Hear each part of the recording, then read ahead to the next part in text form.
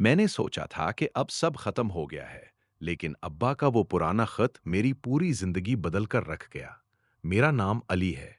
बाप की मौत के बाद घर के सारे बोझ मेरे सर पर आ गए। नौकरी नहीं मिल रही थी, माँ बीमार थी और कर्ज चढ़ता जा रहा था।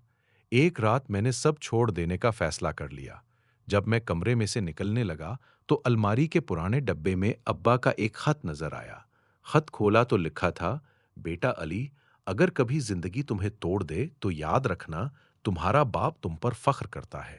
मेहनत करो, हार मत मानो, मैं तुम्हारे साथ हूं। उस खत को पढ़ते ही मेरे पाँव में ताकत आ गई। अगले ही हफ्ते मुझे एक अच्छी नौकरी मिल गई।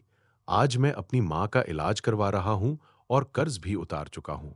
वो खत अब मेरे बटुए में रहता है। जब भी हिम्मत टूटती है, मैं इसे खोल कर पढ़ता हूँ। कभी कभी एक छोटा सा खत या एक छोटी सी बात आपकी पूरी जिंदगी बदल सकती है। अगर आपको ये कहानी अच्छी लगी हो तो लाइक करें, कमेंट में अब्बा लिखें और सब्सक्राइब जरूर कर